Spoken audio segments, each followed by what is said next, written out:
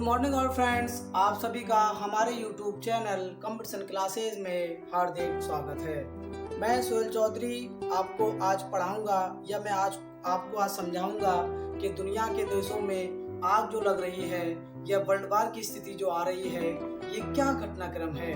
आपको पता होगा कि यूक्रेन और रूस के अंदर दो देशों में विवाद चल रहा है और रसिया डेली जो है यूक्रेन में अपनी चढ़ाई करता जा रहा है और अपना कब्जा बनाता जा रहा है यूक्रेन के अंदर।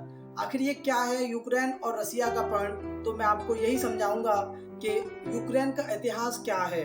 तो मैं आपको बता दूं, आपको शायद मालूम नहीं होगा, हो सकता है कुछ लोगों को मालूम हो, तो बस मोटा मोटा समझ लेते हैं। मेरी जो है कला बनाने की आकृति कुछ ज़्यादा बेहतर नहीं है, तो बस समझने के नतीजे से मैं आपको बताऊंगा। अगर मान लिया जाए कि ये यूक्रेन है, क्या है ये यूक्रेन है, और अगर मान लिया जाए कि ये ऐसे करके रूस बहुत बड़े एरिया में फैला हुआ है, ये रसिया है या रूस है, और मैं आपसे कहूँ यहाँ पर इसका एक और छोटा सा क्षेत्र है यूक्रेन का, जिसका नाम है क्रीमिया।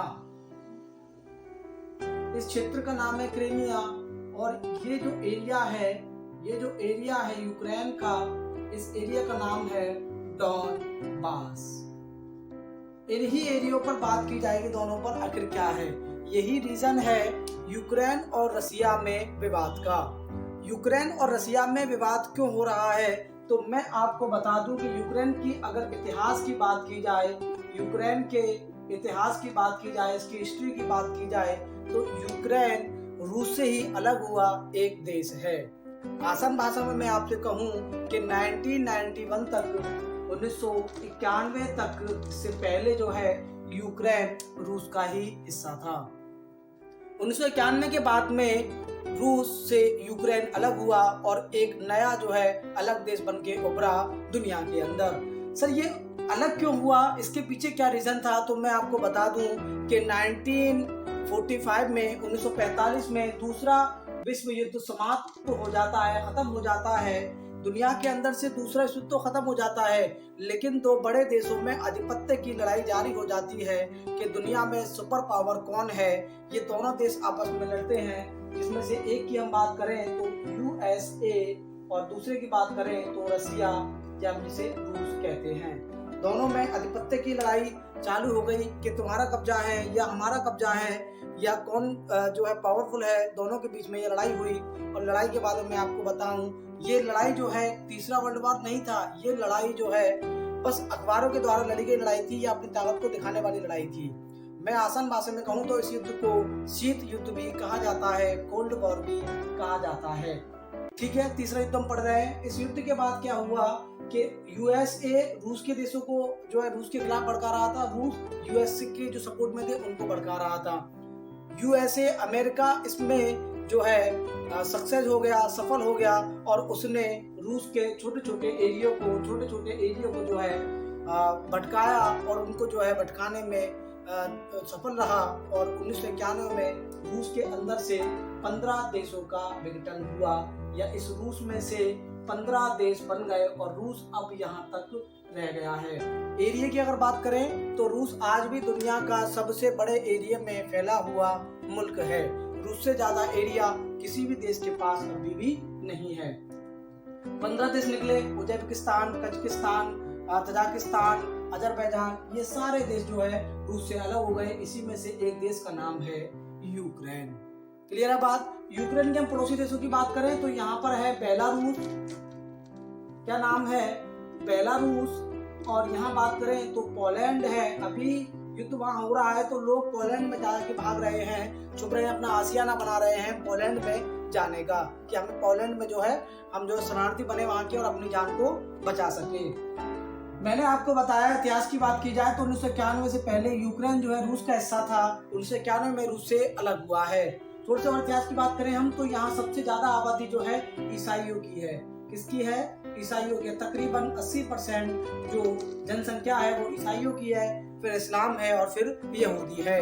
ये यहाँ की हम इसकी बात कर रहे हैं, कौन सी जातियां यहाँ रहती हैं। और ईसाइयों की बात की जाए तो यूक्रेन जो है यूक्रेन जो मुल्क है, अगर इसके हम जो है बायोग्राफी की बात करें, इसके हम मैप की बात करें, तो यूक्रेन से ही यहाँ से स्टार्ट हो जाता है यूरोप, और हम आसान भाषा में कह सकते हैं कि यूरोप की गोद में बैठा है यूक्रेन।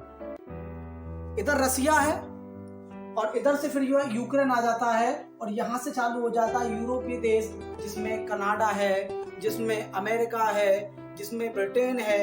इन देशों में या इस एरिया में आ जाता है कौन? यूक्रेन का एरिया। अब देखिए बात थोड़ा समझते हैं हम कि लड़ाई कहाँ से चालू हुई। तो लड़ाई चालू हुई 2014 से। लड़ाई तो शुरू से चालू हो रही है, लेकिन 2014 से जो एक एरिया था यूक्रेन के पास, क्रेमिया, इस पे रसिया अटैक करते हैं। रसिया सैनिक आ जाते हैं, आर्मी आ जाती है, और क्रेमिया को 2014 में अपने आधिपत्य में ले लेते हैं। कौन? 2014 में इसको अपने आधिपत्य में ले लेते हैं रसिया, और रसिया के कब्जे में आ जाता है क्रीमिया। और जब 2014 में ऐसा हुआ तो मैं आपको बता दूं कि आपने नाम सुना होगा कि G7 देश, आपने नाम सुना होगा G7 देशों के बारे में। पहले ये G7 नहीं थे, पहले ये G8 थे। बाद में जब रसिया ने क्रीमिया पे अटैक किया, यूक्रेन के एरिया क्रीमिया पे अटैक किया, तो बहुत सारे देशों ने जो है ये कहा कि C8 देश में से जो है जो G8 था G7 कर दिया गया इसको, मतलब कि एक देश रसिया को इससे बाहर कर दिया गया, उस पर प्रतिबंध लगा दिया गया। प्रतिबंध तो अभी भी लगाया जा रहा है, आप देख रहे हैं। कनाडा कुछ प्रतिबंध की कह रहा है, जापान कुछ कह रहा है ना, और बहुत सारे देश प्रतिबंध लगा रहे हैं। तो प्रतिबंध इस पे बहुत सारे लगाए गए, और इसी के नीचे क्रीमिया के नीचे है काला सागर। काला सागर, या जिसे हम ब्लैक सी के नाम से भी जानते हैं। यूक्रेन के नीचे है क्रीमिया, और क्रीमिया के नीचे है ब्लैक सागर। क्रीमिया पर कब्जा किया रसिया ने, और बाद में कह दिया कि क्रीमिया के लोग दरअसल रूस के ही लोग थे, और वो रूस में ही मिलना चाहते थे, इसलिए हमने उनको मिलाया है। बाकी हमारा कोई और उद्देश्य नहीं था क्रीमिया पर अटैक करने का। अभी क्रीमिया जो है रूस का हिस्सा है। अधिकांश देशों ने इस बात को स्वीकार भी कर लिया है, एक्सेप्ट भी कर लिया है कि क्रीमिया जो है रूस का एरिया है। लेकिन कुछ देश इस बात को अभी भी नहीं मानते और कहते हैं कि क्रीमिया जो है यूक्रेन का एरिया है। अब दूसरी बात जो बात चल रही है, 2014 में क्रीमिया को जीत लिया रसिया की सेना ने, रसिया वालों ने, और अब जो बात चल रही है ये डॉनबास वाले एरिया को लेकर चल रही है। डॉनबास वाले एरिया को लेकर चल रही है, और ये एरिया है यहाँ तक। इतने एरिया पर जो है रसिया अटैक कर रहा है, और कह रहा है इसको जो है अलग से देश बनाने के लिए इजाजत दे रहा है कि इसको अलग देश बनाया जाए। और उसका कहना ये है कि इस एरिया में जो लोग रहते हैं ये लोग रूस में शामिल होना चाहते हैं या यूक्रेन के ये खिलाफ हैं। दरअसल बात ये भी है कि डॉनबास में जो लोग रहते हैं, 1991 में देश आजाद हुआ, तकरीबन 21-22 साल इसको हुई हैं, 21 साल आजाद हुए हैं, और 1991 में आजाद हुआ है। अभी 2022 चल रही है, तो 22 चल रही है ना, 30 साल तकरीबन हो गई हैं। 91 की बात हो रही है, तो तकरीबन 30 साल इसको आजाद हुई हैं। तो अभी ज्यादा टाइम पीरियड नहीं हुआ, जैसे हमें 75 साल से ज्यादा हो गई हैं, इनको अभी ज्यादा टाइम नहीं हुआ है। तो यहाँ के लोग जो हैं, यहाँ रहते हैं, ये रसिया के ही हैं। भाई आसान भाषा में अगर हम कहें कि भारत और पाकिस्तान दो मुल्क अलग हुए, तो ये अलग तो हुए किसी भी रीजन से। अब जैसे कश्मीर वाला एक पॉइंट है, तो कश्मीर के लोग हैं तो भारतीय, अब कश्मीर वाले लोग पाकिस्तान में शामिल होना चाहते हैं, कुछ इंडिया में शामिल होना चाहते हैं, तो वहाँ पे बात देखने को मिलता है। सेम कहानी यहाँ मिल जाती है कि डॉनबास के जो लोग हैं, इनकी जो संस्कृति है, इनका जो कल्चर है, इनकी जो तहजीब है, वो तहजीब जो है रसिया वाली है। रूसी लोग हैं, ये ईसाई हैं, तो ये जो है रूस में शामिल होना चाहते हैं। और रूस पावरफुल भी है और यूक्रेन से कई गुना ज्यादा शक्तिशाली है। यहाँ के दुनिया में भी बहुत शक्तिशाली देश है रसिया, इसीलिए वो रसिया में शामिल होना चाहते हैं। अभी जो लड़ाई है रसिया की आर्मी और यूक्रेन की आर्मी की है, और रसिया अपने बहुत सारे सैनिकों को इस बॉर्डर पे खड़ा करके रखता है। अब रसिया ने कुछ दिनों से 4-5 दिनों में जो है अंदर अटैक करना स्टार्ट कर दिया है, और यहाँ राजधानी है कीव, यूक्रेन की राजधानी है कीव पर भी अटैक कर दिया है, या कीव को घेरने की प्लानिंग आज चल रही है। जगह जगह इमारतों को ढहाया जा रहा है, और डॉनबास पे अटैक करने का, या डॉनबास को आजाद करने का रसिया का जो उद्देश्य है, एक उद्देश्य ये भी है कि यहाँ पर नेचुरल गैस पाई जाती है। कैसी गैस पाई जाती है? नेचुरल गैस पाई जाती है। ये नेचुरल गैस के भंडार है, कहाँ पर है? इन एरियो में नेचुरल गैस के भंडार हैं, और इन नेचुरल गैस पे कब्जा कर रहे हैं यूरोपीय देश। ये बात गवारा नहीं हो रही रसिया को। रसिया कभी भी नहीं चाहता है कि यूरोपीय देश जो है यूक्रेन से गैस ले, और इस गैस को जो है मैं आपको बता दूं कि जो यूक्रेन से गैस होती हुई यूरोपीय देशों में जा रही है पाइप द्वारा, और पाइप द्वारा वहां जा रही है तो उनको बहुत ज़्यादा लुफ्त और फायदा मिल रहा है। ये बात जो है रसिया को पसंद नहीं आ रही है, इसीलिए रसिया इस एरिया को अपने अंदर शामिल करना चाहता है या अलग से इनको आज़ाद करना चाहता है। लड़ाई इस बात की है क्योंकि यहाँ गैस है, तेल है, तो ये जो है अगर वैसी स्थिति में देखा जाए, अगर जो है इकोनॉमिक स्थिति में देखा जाए तो बहुत अच्छा एरिया है। इसीलिए रसिया चाहता है कि ये जो है हमारे एरिया में आए या हम इस पर कब्जा करें। इसका फायदा यूरोप वाले देश ना उठाएं, खास तौर पर USA, कनाडा, ब्राजील, ब्रिटेन, ये देश इसका फायदा उठाएं। ये फायदा उठाएंगे तो ये शक्तिशाली होंगे, और रसिया कभी भी नहीं चाहता है कोई भी देश शक्तिशाली हो। सॉरी, रसिया चाहता है कि मैं ही शक्तिशाली हूँ। अब देखना क्या है, देखते हैं। अच्छा, इसमें एक बात और है कि जब यूक्रेन इतना परेशान है तो कोई भी मुल्क इसकी सपोर्ट क्यों नहीं कर रहा है? कोई भी मुल्क यूक्रेन की सपोर्ट क्यों नहीं कर रहा है? क्या बात है? अभी देखो, आप बार बार देख रहे होंगे नाटो नाटो नाटो चल रहा है। तो नाटो जो है कुछ देशों का संगठन है, और नाटो का मतलब ये है कि किसी भी देश पर नाटो के पे अगर अटैक किया जाएगा तो सब देश मिलकर एक साथ युद्ध करेंगे, एक साथ लड़ाई करेंगे। नाटो का सदस्य नहीं है यूक्रेन, इसीलिए कोई भी देश उसकी सपोर्ट में लड़ने के लिए अभी नहीं आ रहा है। यूक्रेन 2014 से ही बहुत कोशिश कर रहा है कि मुझे नाटो का सदस्य बना दिया जाए, या अगर सोचो अमेरिका अगर इसको अपने सदस्य बना लेता है नाटो का, या 30 से अधिक देश अभी इसमें शामिल है नाटो में, अगर इसको देश बना लिया गया तो आपको पता है कि नाटो का मतलब ये है कि उसके किसी भी सहयोगी देश पर कोई अटैक करता है तो सब देश की आर्मी मिलकर सारे देश जो है एक साथ युद्ध करेंगे।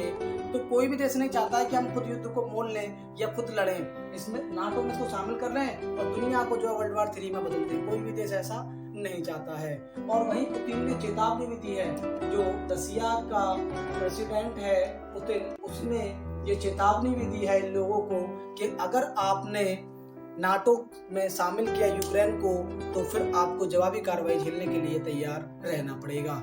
इसलिए ये नाटो का सदस्य नहीं है, और फिर भी नाटो के बहुत सारे सदस्य इसके फेवर में आ रहे हैं, कुछ प्रतिबंध रसिया पर लगा रहे हैं, लेकिन वो लड़ने के लिए खुलकर नहीं आ सकते क्योंकि नाटो का सदस्य नहीं है यूक्रेन। एक बात ये भी है, और यूरोपीय देश इसकी मदद इसलिए कर रहे हैं, इसका सहयोग इसलिए कर रहे हैं कि यूरोपीय देशों को इससे बहुत ज़्यादा फायदा है, और प्राकृतिक गैस जो नेचुरल गैस है उसका फायदा हो रहा है, तेल का फायदा हो रहा है। जो यहाँ की भौगोलिक स्थिति है वो बहुत अच्छी है। अब देखते हैं कि क्या होना है वहाँ और क्या रहता है। युद्ध जारी है और बहुत सारे एरियो पर अटैक कर लिया है, कब्जा कर लिया है। किसने? रसिया की आर्मी यूक्रेन के अंदर घुस चुकी है। तो हमारी वीडियो आपको समझ में आ गई होगी, आपने इतिहास समझ लिया है। डॉनबास एरिया को लेकर लड़ाई हो रही है, और इसके ऊपर अगर बात की जाए तो बेलारूस है, इधर बात की जाए तो पोलैंड है। इनमें जाके शरण लेने का प्रयास कर रहे हैं यूक्रेनी लोग, और वहीं रसिया डेली अटैक करता जा रहा है। कीव को भी घेर लिया इन लोगों ने, और जो क्रीमिया इनको नीचे का जो एरिया था उसको तो 2014 में जीत लिया है रसिया ने। और अब जो बात हो रही है वो डॉनबास वाले एरिया को लेकर लड़ाई चल रही है, और देखते हैं अब इसमें आगे क्या होता है। धन्यवाद।